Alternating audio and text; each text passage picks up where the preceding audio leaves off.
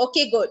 अच्छा, रिवीजन में कुछ स्टूडेंट्स ने मुझे कहा था कि मैडम हमें नोज रिवाइज करा दें और मैक्सिलरी साइनसेस। तो आज हम नोज और मैक्सिलरी साइनस रिवाइज करते हैं। नोज में देखें ना, क्या है, सबसे पहले एक्सटर्नल नोज है। एक्सटर्नल नोज क्या है कि जो हम सामने से अपनी नाक देख रहे होते हैं, ये आपकी एक्सटर्नल नोज होती है। एक्सटर्नल नोज क्या है कि इट कंसिस्ट ऑफ, अब नोज क्या है कि it consist of external nose and nasal cavity. Nasal cavity और एक्सटर्नल नोज, इसके दो पार्ट्स होते हैं और इनको डिवाइड किया होता है, जो दो नेयर्स होते हैं हमारे, ये सेप्टम ने डिवाइड किया होता है। किसने किया होता है? सेप्टम ने। आपकी सेप्टम ने। अगर ये आप डायग्राम देखें, if you see the diagram, this is external nose. External nose ये क्या है? रूट ऑफ, यहाँ पे है कि रूट ऑफ द नोज है, ये रूट ऑफ द ब्रिज, ये रूट है ब्रिज की, ये आपकी एलाज है, ये नोज की ये जो साइड पे ये, और ये आपके नॉस्ट्रल्स हैं जिसे हम कहते हैं नेयर्स। नॉस्ट्रल्स हैं जिसे हम कहते हैं नेयर्स। ये अगर आप अंदर की तरफ देखें, अब अंदर की तरफ एक डायग्राम बताई हुई एक्सटर्नल नोज की बताई कि ये हमारी नोज नेजल बोन है और ये हमारा कार्टिलेज है, इसलिए तो हम नाक को बड़े आसानी से इधर उधर मूवमेंट कर सकते हैं, ये कार्टिलेज की वजह से। हम बच्चों की नाक भी पकड़ के ऐसे हिलाते हैं ना, चूनू मूनू करके, तो ये इस वजह से ये एक्सटर्नल नोज कि ये कार्टिलेज है। और जो नेजल बोन है, फ्रैक्चर बिल्कुल होता है। फ्रैक्चर इस तरह होता है कि अगर अगर आप किसी को ना ब्लो करो, पंच करो ऑन द फेस, तो सबसे आपका प्रोमिनेंट रीजन कौन सा होता है? That is your nose. आपका प्रोमिनेंट रीजन नोज होता है जो फ्रैक्चर हो जाता है। ठीक है, ये आपका, ये अब आप एक्सटर्नल नोज देखें कि द नोज, नोज के बारे में क्या है कि nose consist of external nose and nasal cavity. अंदर की तरफ जो हमारे नॉस्ट्रल्स होते हैं, अंदर फिर कैविटी है, वो है। अच्छा, इस नोज को क्या ये एक ही है? नहीं, ये इसको दो में डिवाइड किया हुआ है। किसने डिवाइड किया हुआ है? टू हाफ्स में। आपकी नेजल सेप्टम ने, नेजल सेप्टम ने। और ये जो है, ये हमारे एलो ऑफ द नोज है, ये हमारे जो है एलो ऑफ द नोज है, और ये जो है हमारे नॉस्ट्रल्स है। नॉस्ट्रल्स सबको पता है, नेयर्स भी कहते हैं, नॉस्ट्रल्स भी कहते हैं। ठीक है, अभी आगे चलते हैं। आई होप कि आप लोगों को थोड़ी सी समझ आना शुरू हो गई होगी। अब एक्सटर्नल नोज क्या है? एक्सटर्नल नोज की ये डायग्राम देखें कि एक्सटर्नल नोज जब हम कहते हैं तो उसमें क्या क्या इंक्लूड होता है। पूरी जो नोज की रीजन होती है, कौन कौन सी होती है? एक्सटर्नल नोज का ये रूट ऑफ द नोज है, ये आपकी ब्रिज ऑफ द नोज है, ये आपकी डोर्सम नेजाए है। ठीक है, और ये है, ये नेजोफेशियल एंगल है, नेजोफेशियल एंगल है। और ये आपकी बेसिकली एलानेजाए, एलानेजाए, ये एलानेजाए। और ये वाला जो अंदर की ये है एलर नेजल सल्कस, एलर नेजल सल्कस। और ये जो जगह है जिसपे मेरा कर्सर पड़ा हुआ है, एला नेजाए। और ये आपके दोनों नॉस्ट्रल्स हैं, और ये सेंटर में जो है एंटीरियर ये है, ये आपका नेजल सेप्टम है। और ये देखें, ये फिल्थ्रम है, ये एक एक्सटर्नल नोज की एनाटॉमी की एक ये नेजल रीजन है। अब एक्सटर्नल नोज के बारे में हम पढ़ते हैं कि एक्सटर्नल नोज को दो दो एलिप्टिकल ऑरिफिसेस हैं जिसे कहते हैं नॉस्ट्रल्स। बिल्कुल हमारे जो नाक के, नाक हर हर हर रीजन की, हर रेस की नाक डिफरेंट होती है, और नोज का बड़ा इंपॉर्टेंट रोल होता है ब्यूटी पे भी। अक्सर एक्ट्रेसेस वगैरह को आप देखो तो ये नोज जॉब वगैरह करा रही होती है कि जो आपके फेस पे नाक खूबसूरत हो, तो आपकी फेस पे नाक खूबसूरत हो तो क्या होगा? आप बड़े खूबसूरत लगेंगे, वाह वाह जी, शहजादे हुए, सारे शहजादे और शहजादियां बन गई हैं। ठीक है, तो ये नोज जॉब कराते हैं। फिर किसी की चपटी नाक होती है, किसी की फिन्नी नाक होती है, किसी की लंबी नाक होती है। ठीक है, किसी की तोते वाली नाक होती है। लेकिन इन नाक के अंदर दो सुराख जरूर होते हैं, दो सुराख जरूर होते हैं। अब वो दो सुराख किस लिए होते हैं? देखे ना, दो सुराख, एक तो हम जब सांस लेते हैं, व्हेन वी इंस्पायरेट और एक्सपायरेट। ठीक है, दूसरी बात ये है कि जारी बात है, जब हम वजू वगैरह करते हैं तो हम अपने आप नाक को अंदर से साफ भी करते हैं। ठीक है, नाक को साफ भी करते हैं। और इस नोस्ट्रल्स को फिर इनको सेपरेट हमें पता है, मैंने आपको पहले ही बता दिया था कि किसने किया हुआ है, नेजल सेप्टम ने किया हुआ है, नेजल सेप्टम ने किया हुआ है कि nasal septum, the external nose is divided into two orifices which is called nostrils or nares, and these are separated by which, these are separated by bone, these are separated by muscles, these are basically separated by nasal septum. The lateral margins of the ala nasi is rounded and mobile. ये देखिए, ये lateral margin, ये जो ये rounded होते हैं और mobile होते हैं, आप हाथ से पकड़ के आप इसको हिला भी सकते हैं। सब अब हिलाना शुरू कर दो, तुम लोग सारे बैठे हुए हैं, और अपने नाक की ये सारे एला निजाए को हिलाना शुरू कर दो, ठीक है? ये है, समझ आ रही है यहां तक क्लास? किसी को कोई प्रॉब्लम है, message me, are you getting my point? I am talking to you, okay, good good good good, okay. अब हम क्या करते हैं, आगे चलते हैं। द फ्रेमवर्क, अब ये जो एक्सटर्नल नोज है ये किस तरह बनी हुई है? क्या ये पूरी बोन की बनी हुई है? नहीं, हम अपनी नोज को आगे से टिप से पकड़ के इसको हिला सकते हैं ना, ऐसे right left right left right left कर सकते हैं ना, और बेबीज को देखे तो हम उनकी कहते हैं पीनी सी नोज है, और यूं यूं करके हिलाना शुरू करते हैं। तो ये दो उससे बनी हुई है। Framework of external nose is made up of nasal bones, frontal process of maxilla, nasal part of frontal bone. Below the framework is formed by plates of hyaline cartilage. इसमें cartilage भी है, इसमें bone भी है।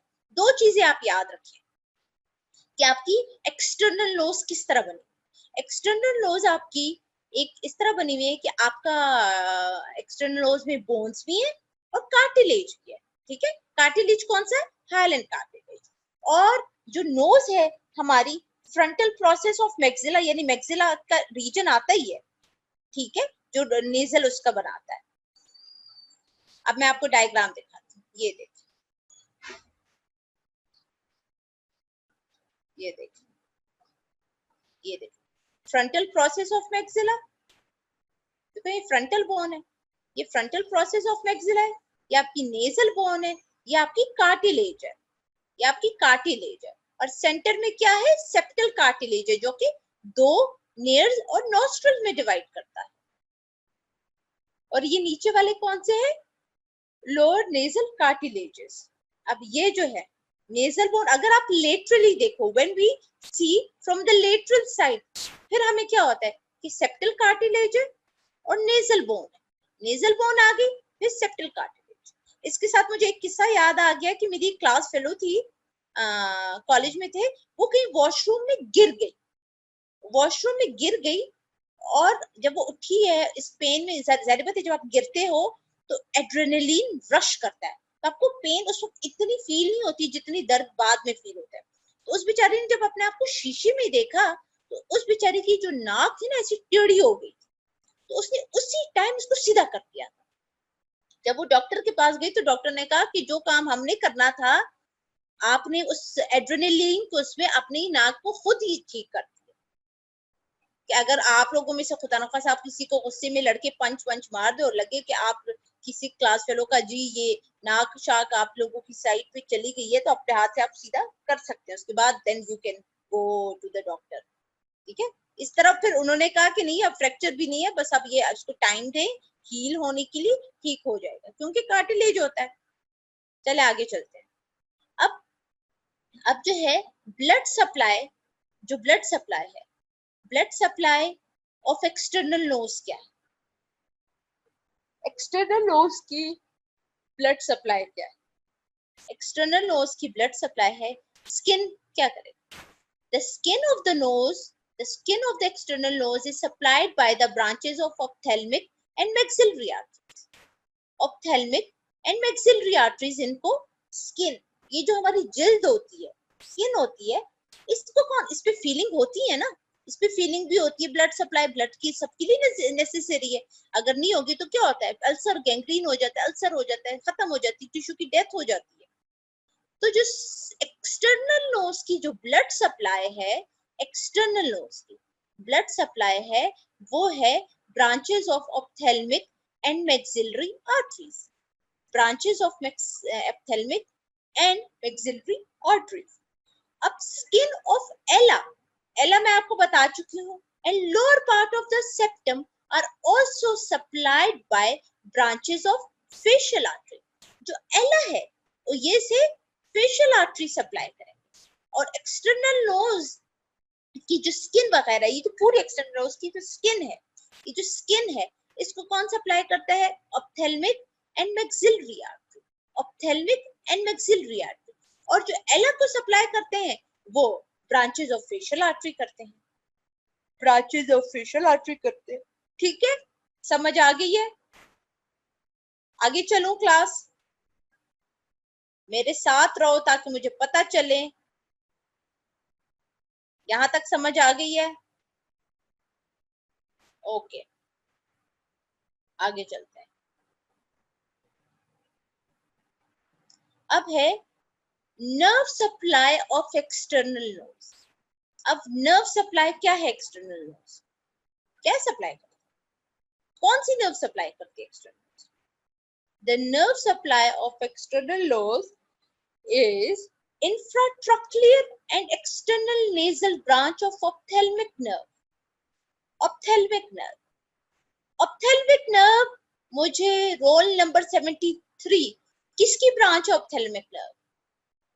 किसकी branch है ophthalmic nerve? कौन सी क्रेनियल नर्व है जिसकी ब्रांच है ऑप्थेल्मिक नर्व? शाबाश, tell me.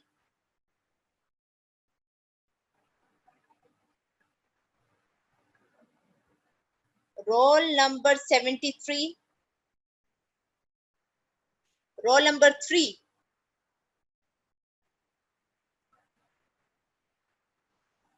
Roll number 3, 73 roll number.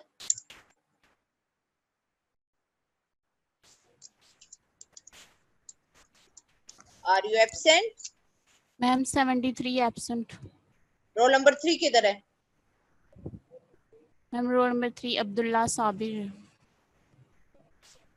Abdullah Sabir,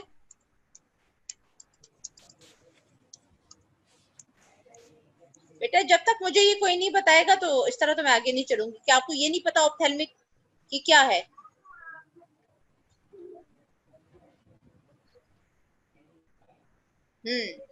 trigeminal की है, सामने लिखा हुआ है लेकिन पता नहीं चल रहा। Very good. और खंसा, ये जो क्रेनियल नर्व 5 है ना, ये मैंने इसका नाम पूछा था, ये तो मेरे सामने भी लिखा हुआ है। And the infraorbital branch of maxillary nerve.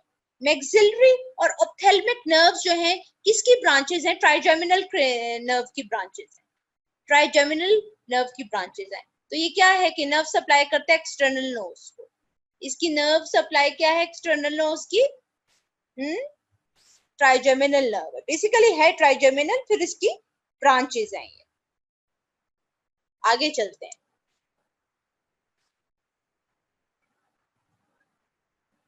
अच्छा, नेजल कैविटी। अब हम आ जाते हैं नेजल कैविटी पे। नेजल कैविटी से पहले मैं एक दफा दोबारा आपको रिवाइज कर देती हूँ नोज के बारे में, कि नोज के बारे में हमने कहा कि nose consist of external nose and nasal cavity. External nose को फिर दो हाफ में डिवाइड किया हुआ है, ठीक है, जिन्हें हम फिर आगे अंदर की तरफ जो देखते हैं फिर उन्हें कहते हैं नॉस्ट्रल्स, और दो हाफ को जिसने डिवाइड किया वो है सेप्टम, और ये जो हमारे हैं एला नेजाएं हैं, ठीक है, ये हमारे पास ये एलर नेजल सल्कस हैं। ये आपकी एक्सटर्नल नोज हो। ये देखे डायग्राम देखें, ये आपकी कार्टिलेजिनस है और ये आपकी नेजल बोन है। ये आपकी कार्टिलेजिनस है, ये आपकी बोन है। तो ये जो बोन है, जो नेजल बोन है, बनती किससे है? फ्रंटल प्रोसेस ऑफ मैक्सिला से बनती है, फ्रंटल प्रोसेस ऑफ मैक्सिला से बनती है, ठीक है। आपकी फ्रंटल प्रोसेस ऑफ मैक्सिला, यानी नोज में दो चीजें आ गई आपकी एक्सटर्नल नोज में, एक तो आपकी बोन भी आ गई, दूसरी आपकी कार्टिलेज भी आ गई। चल आगे चलते हैं। Blood supply of external knows.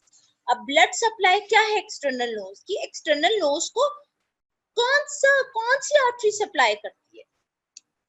आखिर इसे भी तो नरिशमेंट चाहिए होती है, तो नरिशमेंट लेने के लिए इसको कौन सी आर्टरी सप्लाई करे? दैट इज स्किन को ऑप्थेल्मिक एंड मैक्सिलरी आर्टरीज करती है। ऑप्थेल्मिक करती है और मैक्सिलरी आर्टरी करती है। आपने ये दो चीजें याद रखी है, ठीक है? ये दो चीजें याद रखनी है, ऑप्थेल्मिक एंड मैक्सिलरी आर्टरीज। अब एला, स्किन ऑफ द एला को कौन सप्लाई करती है और lower part of the septum को कौन करेगी? Lower part of the septum को कौन करती है? Branches of facial artery, branches of facial artery, branches of facial artery. फिर हमने कहा कि एक्सटर्नल नोज की अब नर्व सप्लाई क्या है? एक्सटर्नल नोज की नर्व सप्लाई क्या है? एक्सटर्नल नोज की जो nerve supply, the infratrochlear and external nasal branches of ophthalmic nerve and infraorbital branch of maxillary nerve, यानी ऑप्थेल्मिक नर्व है और मैक्सिलरी नर्व। अब नेजल कैविटी पे आ जाते हैं। नेजल कैविटी अच्छी खासी, मतलब अब ये जो है ना कैविटी, ये आपकी जो है आपका म्यूजियम है, उसके अंदर एग्जैक्टली इस तरह डायग्राम बनी हुई है, जिसके ऊपर कॉन्काज हैं और फिर उसके ऊपर हम निशान लगाते हैं कि ये मिडल है, इंफीरियर कॉन्का है, ये कौन सा है, और फिर उन पे भी निशान लगाते हैं जो मिडल और इंफीरियर नेजल कॉन्काज के बीच में। मतलब ये आप डायग्राम जो है, ये डायग्राम इस तरह इंपॉर्टेंट है कि आपने इस तरह पढ़नी है, क्योंकि इसके ऊपर हमारे पास पूरा बहुत बड़ा मॉडल पड़ा हुआ है, बड़ा मॉडल पड़ा हुआ है म्यूजियम में, तो उसमें देखते हैं, उसमें फिर आप देखेंगे। अब नेजल कैविटी है, आप ये डायग्राम गौर से देखो, ये डायग्राम गौर से देखो।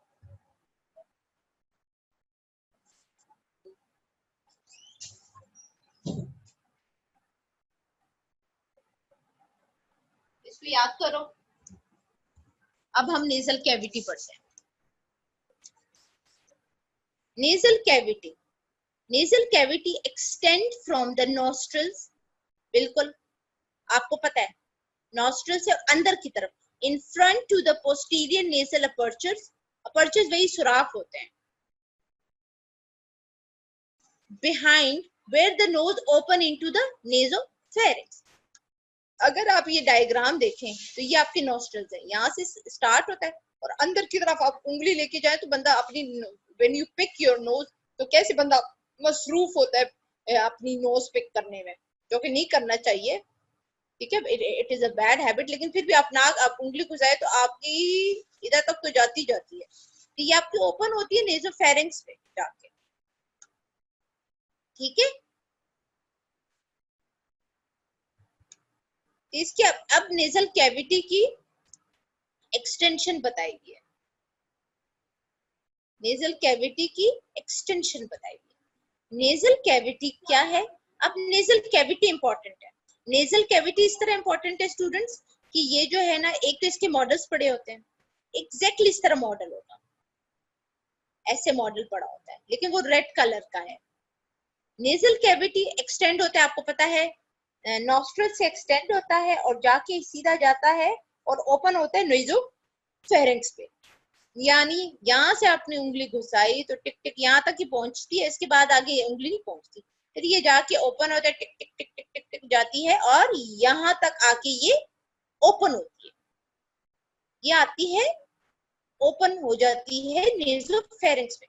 अगर आप देखो, जब आप नाक में कतरे डालते हो तो वो क्या करते हैं, आपको गले में फील होते हैं, वो आपको क्या करते हैं, गले में फील होना शुरू हो जाते हैं नाक की कतरे, इसलिए कहते हैं जब रोजा हो तो नाक और कान में कतरे नहीं डालने चाहिए, इससे रोजा मकरूह हो जाता है। इसके साथ साथ मैंने आपको इस्लामी नॉलेज भी दी। अब nasal vestibule is the area of nasal cavity lying just inside the nostril, ये हमारी नॉस्ट्रल है, ठीक है, नॉस्ट्रल कैविनियर्स हैं, इसके अंदर एक एरिया होता है जिसको पूरा कवर किया होता है, वो कहते हैं वेस्टिब्यूल, जिसने नॉस्ट्रिल को अंदर से कवर किया, जिसने नॉस्ट्रिल्स को अंदर से कवर किया।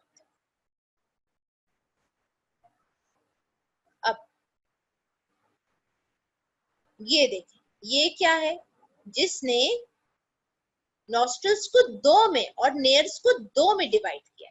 ये आपके क्या थे, मैक्सिलरी साइनस था, ये जो मैं साइनसेस आपको पढ़ा चुकी हूँ, तो इसलिए अभी जब रिवीजन पे आऊंगी फिर कराऊंगी। ये देखिए, तो ये नेजल सेप्टम ने इनको दो हिस्सों में डिवाइड कर, इसलिए ये हमारे पास दो हिस्सों में। The nasal cavity is divided into right and left half by nasal septum. The septum is made up of septal cartilage. ये क्या है, cartilage. The vertical plate of ethmoid and vomer. ये किसकी प्लेट होती है, कौन सी बोन की, vertical plate किसकी है, एथमॉइड और वूमर की है, एथमॉइड और वूमर की बोन, ठीक है। Nasal cavity, the nasal cavity क्या है, is divided into right and left half by nasal septum. The septum is made up of septal cartilage, the vertical plate of ethmoid and womb. ये आपका हो गया nasal septum के बारे में कि नेजल कैविटी को किस तरह डिवाइड किया। Balls of nasal cavity, students balls of nasal cavity वगैरह बहुत इंपॉर्टेंट है, इस पे क्वेश्चंस आते हैं। मुझे नहीं पता डॉक्टर ज़ारा का, लेकिन ये क्वेश्चंस आते हैं, तो इस वजह से आई होप कि आप थोड़ा सा इनको गौर से पढ़िएगा। ये जो है वॉल्स और ये जो है ना, ये इन पे कभी का नोट आ जाता है छोटा छोटा सा, एक नंबर का भी आ जाए, 0.25 का आ जाए या 0.5 का आ जाए, तो कुछ ना कुछ तो होता है ना। Each half of nasal cavity, ये जो है ये cavity, each half of the nasal cavity is divided into roof, floor, middle wall और lateral wall. Middle wall, lateral wall, roof और फ्लोर में डिवाइड किया ईच हाफ, ठीक है। चले आगे चलते हैं। अब हम पढ़ेंगे फ्लोर, फ्लोर पढ़ेंगे। The palatine process of maxilla and the horizontal plate of palatine bone. The palatine process of maxilla and horizontal plate of palatine bone. अब रूफ, रूफ किस तरह बनते हैं, रूफ जब हम नेजल कैविटी को देखते हैं तो नेजल कैविटी की ये जो आपके एलिवेटेड जगह होती है, तो ये कॉन्कास होते हैं। सबसे पहला सुपीरियर कॉन्का, मिडल कॉन्का और इंफीरियर कॉन्का, और इनके दरमियान जो स्पेस होती है ये मिएटस होते हैं, सुपीरियर मिएटस, मिडिल मिएटस और इंफीरियर मिएटस और इंफीरियर मिएटस। अब हम रूफ की बात करते हैं, रूफ किस तरह बनेगा, यानी छत की बात करते हैं, रूफ की बात करते हैं। द रूफ, ये the roof is narrow and is formed anteriorly beneath the bridge of the nose by the nasal and frontal bones. Nasal bone और frontal bone, इन दोनों से ये रूफ बनता है। In the middle of the cribriform plate of ethmoid bone, located beneath the anterior cranial fossa and posteriorly by the downward sloping body of sphenoid. Roof जो है ये आपका रूफ है। रूफ के बारे में है कि नैरो है, और ये बोन से जो बनता है वो है नेजल बोन और फ्रंटल, और जो आपकी क्रिब्रिफॉर्म प्लेट है एथमॉइड बोन। और इसकी लोकेशन क्या है कि लोकेटेड है एंटीरियर क्रेनियल फोसा में और posteriorly by downward sloping sphenoid bone. यहाँ पे ये आपकी स्फीनोइड बोन, लेकिन ये आपका मेन है, ये आपकी मेन है, ठीक है।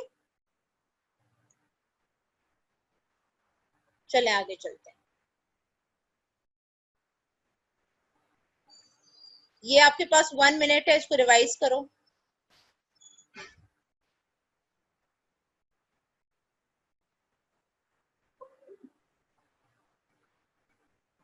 आपके पास 12 मिनट्स हैं, 1 मिनट है, रिवाइज करो इसको। चलो, अब रूफ, द रूफ हो गया। अब हम आगे चलते हैं।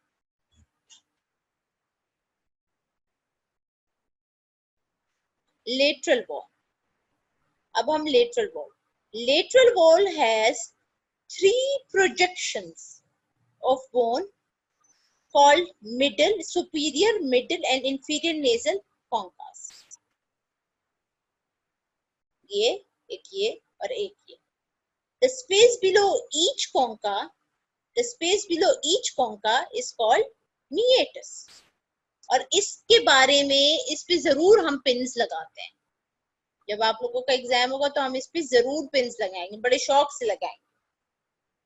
तो लेटरल वॉल, अभी ये लेटरल वॉल, लेटरल वॉल किस तरह बनती है? लेटरल वॉल बनती है कि the lateral wall has 3 projections of bone called superior, middle and inferior nasal concas, and below each concha we have meatus, superior meatus, middle meatus and inferior meatus. ठीक है, inferior meatus। अब देखते हैं, आगे देखते हैं।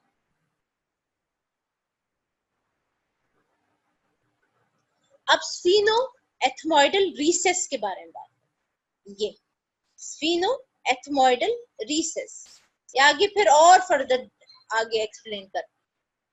The sphenoethmoidal recess is small area above the superior concha. Superior nasal concha के ऊपर एक छोटा सा एरिया है। It receives the opening of sphenoid air sinuses. कौन सी ओपनिंग रिसीव करेगा? स्फीनोइड एयर साइनसेस करेगा। Sphenoid air sinuses. अच्छा, अब स्फीनोएथमोइडल रीसेस अगर आपसे पूछे कि स्फीनोएथमोइडल रीसेस क्या है, तो आप कहेंगे कि एक स्मॉल एरिया है जो कि प्रेजेंट है अबव द सुपीरियर कॉन्का। तो भाई इस रीसेस की इंपॉर्टेंस क्या है? क्या चीज ओपन हो रही है इसमें? जिसमें ओपन होती है स्फीनोइड एयर साइनसेस। ठीक है, स्फीनोइड एयर साइनसेस। अब आगे चलते, सुपीरियर मेटस। हमने कहा कि कॉन्कास के नीचे मेटस है। The superior meatus lie below the superior concha. The middle meatus lie below the inferior middle concha, और inferior meatus lies below the inferior concha. ठीक है, ये चीज है। अब सुपीरियर meatus की बात, superior meatus lies below the superior concha। ठीक है, सुपीरियर कॉन्का के नीचे है एक एरिया है छोटा सा, एक है जो जिसे कहते हैं सुपीरियर मेटस। अब इस सुपीरियर मेटस की इंपॉर्टेंस क्या है? हमें क्यों है? इसके अंदर से क्या गुजर रहा है? ये किस चीज की ओपनिंग है? मेटस जी, ये है, it is the opening of the posterior ethmoidal sinus. Posterior ethmoidal sinuses की ओपनिंग। किसकी ओपनिंग है? पोस्टीरियर एथमोइडल साइनसिस की ओपनिंग। चले आगे चलते। अब मिडल मेटस, सुपीरियर के बाद मिडल मेटस होगा। मिडल नेजल कॉन्का, ये फिर मेटस होगा, इसके नीचे मेटस होगा। ठीक है, और इसके साथ साथ इसकी साइनसेस भी है। ठीक है, अब मिडल मीएटस की बात। Middle meatus, the middle meatus lies below the middle concha. It has rounded swelling which is called bulla. Which is called bulla. एक rounded swelling है जिसे कहते हैं बुल्ला। बुल्ला एथमोइडालिस जिसे कहते हैं बुल्ला एथमोइडालिस, ठीक है, bulla ethmoidalis. The curved opening, the curved, यानी अगर आपसे एमसीक्यू आ सकता है और पूछा जा सकता है बुल्ला एथमोइडालिस मतलब किसके, मतलब कहाँ पे है, किस तरह बनता है और किसके नीचे, तो आपको पता होना चाहिए कि मिडल मीएटस वगैरह। और बुल्ला एथमोइडालिस जो है ये क्या करता है, ethmoidalis that is formed by middle ethmoidal air sinuses which open in its upper border. A curved opening that is called hiatus semilunaris just below the bulla ethmoidalis. ये hiatus semilunaris है, ये bulla ethmoidalis. The curved opening, ये जो curved opening जिसे कहते हैं hiatus semilunaris, it lies below the bulla ethmoidalis. The anterior end of hiatus leads to funnel-shaped channel which is called infundibulum, which is continuous with the frontal sinus,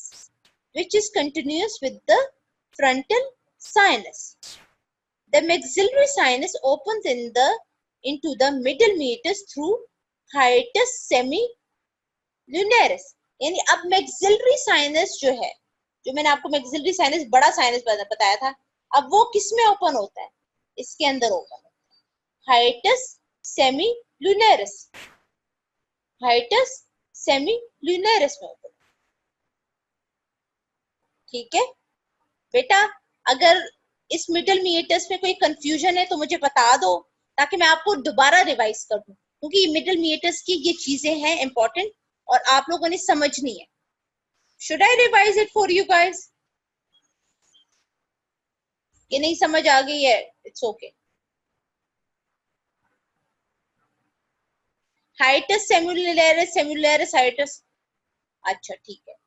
हमने कहा middle मीएटस आपको पता है किसके नीचे पड़ा है, कॉन्कास के नीचे पड़ा है, जो भी कॉन्का होगा उसके नीचे मीएटस पड़ा है। अच्छा, अब ये जो मिडल मीएटस है ये एक स्वेलिंग है, अब ये जो स्वेलिंग है इसे क्या कहते हैं, इसे कहते हैं बुल्ला एथमोइडालिस। अब ये जो है किससे बनता है बुल्ला एथमोइडालिस, ये जो है, अब ये जो स्वेलिंग है जिसे कहते हैं बुल्ला एथमोइडालिस, ये किससे बनता है, ये बनता है एथमोइडल एयर साइनसेस से बनता है।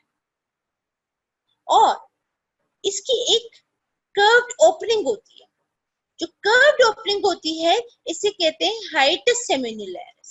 ये देखो, और ये जो है ये है, इट इज इंफीरियर टू बुल्ला एथमोइडालिस, यानी बुल्ला एथमोइडालिस इसके ऊपर पड़ा हुआ है। The anterior end of hiatus leads to funnel shaped channel called infundibulum, which is, अच्छा, अब ये फनल शेप चैनल में आगे ये लीड करेगा जिसे कहते हैं इन्फेंडिबुलम, और आगे वो ओपन करता है फ्रंटल साइनस में। एक तो ओपन करेगा फ्रंटल साइनस में, दूसरा मैक्सिलरी साइनस किस में ओपन होता है, मैक्सिलरी साइनस ओपन होता है into the middle meatus. M for maxillary, M for middle meatus किसके थ्रू, इसके थ्रू ओपनिंग हो।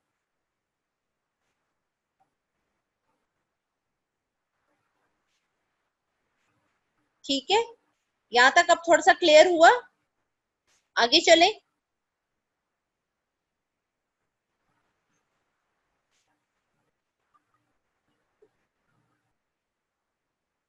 आपने ये चीजें याद रखनी है कि किस मीएटस में कौन सी ओपनिंग हो रही है।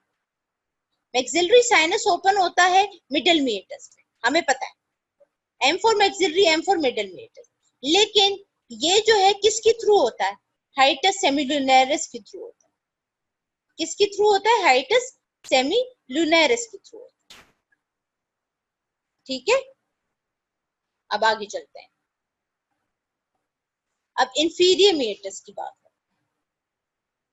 इंफीरियर मेटस,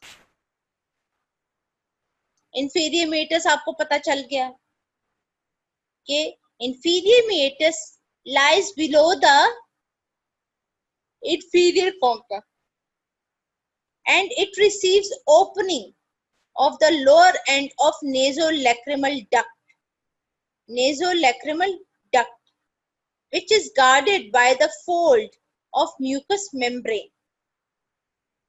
आपके लिए important चीज ये है कि inferior meatus कहाँ पे पड़ा हुआ है और इसके अंदर क्या चीज ओपन हो रही है? nasolacrimal duct, receive opening of nasolacrimal duct opening. ठीक है, nasolacrimal duct opening हो रही है। आगे चलते हैं। अब medial wall of nasal. The medial wall is formed by nasal septum. The upper part is formed by vertical plate of ethmoid and vomer.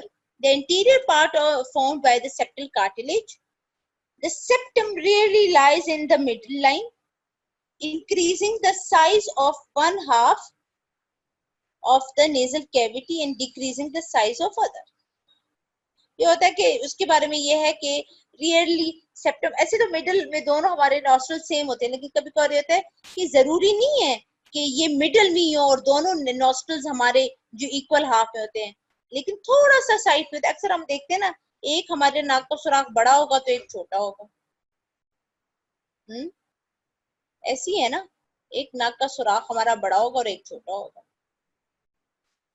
चले आगे चलते। अच्छा, चले आगे चलते हैं। ये पढ़ो, यू हैव 1 minute।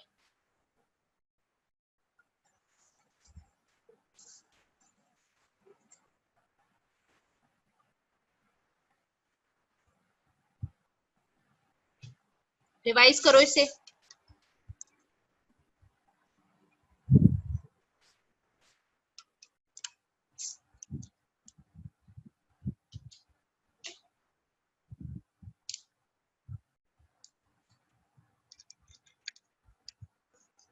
अच्छा, ठीक है, ये हो गया।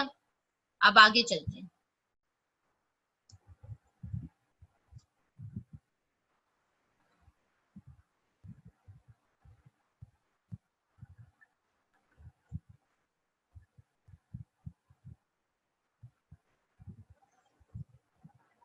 Mucus membrane of nasal cavity. हमारी नाक ड्राई नहीं होती, हम सबको पता है, तो किस तरह? Mucous membrane of nasal cavity vestibule is lined with modified skin and pores hair. आपको पता है नाक में बाल भी होते हैं।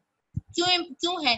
क्योंकि ये डस्ट पार्टिकल्स वगैरह जो हम करते हैं, ये जो इनहेल वगैरह करते हैं, तो ये डस्ट पार्टिकल, ये बाल इनको ट्रैप करते हैं ताकि कोई मसला ना हो। इसलिए तो हमारे ये एलर्जी वगैरह हमारी कम होती है। जिनके प्रॉब्लम होती है एलर्जीज का, वो तो खैर है, कोई बात नहीं, उनके साथ कुछ भी नहीं हो सकता, लेकिन हमारी एलर्जी वगैरह इससे प्रोटेक्शन, ये हमें प्रोटेक्शन देती है। The area above the concha is lined with the olfactory mucous membrane and contains nerve ending sensitive to reception of smell. इनकी वजह से जो olfactory mucosa, olfactory mucosa की जो nerve endings है, ये जो superior concha के above, जो superior concha के above जो एरिया है, यहाँ पे mucous membrane की nerve endings पड़ी होती है, और ये जो है स्मेल की रिकग्निशन करती है, खुशबू आना। इसलिए तो देखो ना, इस पे इफेक्ट किया था कोरोना में, तो लोगों की सेंस ऑफ स्मेल और सेंस ऑफ टेस्ट ही चला गया, उनको कुछ स्मेल ही नहीं आ रही। The lower part of nasal cavity is lined by respiratory mucosa. अच्छा, जो अपर एरिया होगा ना olfactory mucosa, और जो लोअर होगा ना respiratory mucosa. A large plexus of veins in the submucous connective tissue is present in the respiratory region. Function क्या है? Function of warm blood and mucus of the mucous membrane. क्या function? The presence of warm blood in the venous plexus serves to heat up the inspired air as it enters the respiratory system. और mucus क्या करेगा? Trap करता है foreign object organisms को, जो भी particles वगैरह होते हैं सारा, वो फिर गैस्ट्रिक उसमें जाते हैं और उसको तबाह बर्बाद कर देते हैं जूसेस। ठीक है, समझ आ गई है आप लोगों को?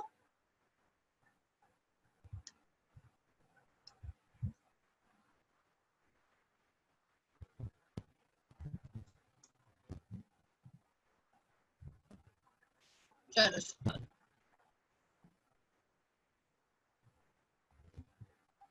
बेटा, आज मैं 5 मिनट्स पहले ऑफलाइन हो जाऊंगी, क्योंकि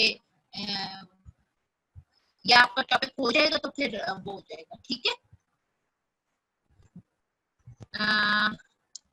5 मिनट तो नहीं, मतलब एग्जैक्टली ऑन टाइम। ठीक है, थैंक यू। अच्छा, अब जो है nerve supply of nasal cavity क्या? नर्व सप्लाई, अब हमने नर्व सप्लाई उसकी पढ़ ली, एक्सटर्नल नर्व्स की। अब नेजल कैविटी की क्या है ये देखिए। The olfactory nerves from the olfactory mucous membrane ascends through the cribriform plate of ethmoid bone to the olfactory bulbs. The nerves of auditory sensation are branches of thalamic divisions of maxillary and trigeminal. ये वही है, maxillary और trigeminal divisions हैं।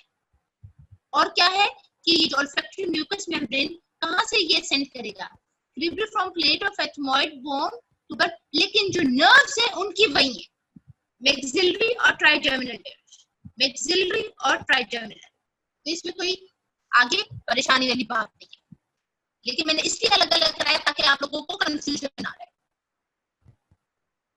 इसलिए सबकी मैंने arterial और सबका कुछ अलग करा दिया ताकि आप लोगों को कोई कंफ्यूजन ना रहे। अच्छा, अब आगे चलते हैं। ब्लड सप्लाई क्या है उसका तो आपको पता चल गया कि एक्सटर्नल नोज की स्किन को किसने सप्लाई किया था, एला की किसने सप्लाई किया था। अब इसका क्या? The arterial supply of nasal cavity is from branches of maxillary artery, one of the terminal branches of external carotid artery. The most important branch is sphenopalatine artery. यानी आपने ये नाम याद कर लो, इतना उस वक्त एग्जाम में प्रेशर होता है ना बेटा, अगर आप सिर्फ नाम लिख लो ना, ठीक है। Sphenopalatine artery anastomosis with septal branch of superior labial artery, superior labial branch of facial artery in the region. आप लिख लो सिंपल, Sphenopalatine artery, ठीक है। Sphenopalatine artery terminal branches of आपकी जो ब्रांचेस ऑफ maxillary artery है, और Sphenopalatine artery. The mucous venous plexus is drained by veins that accompanies the artery. ठीक है, ये accompany कर। अब आगे चलते हैं।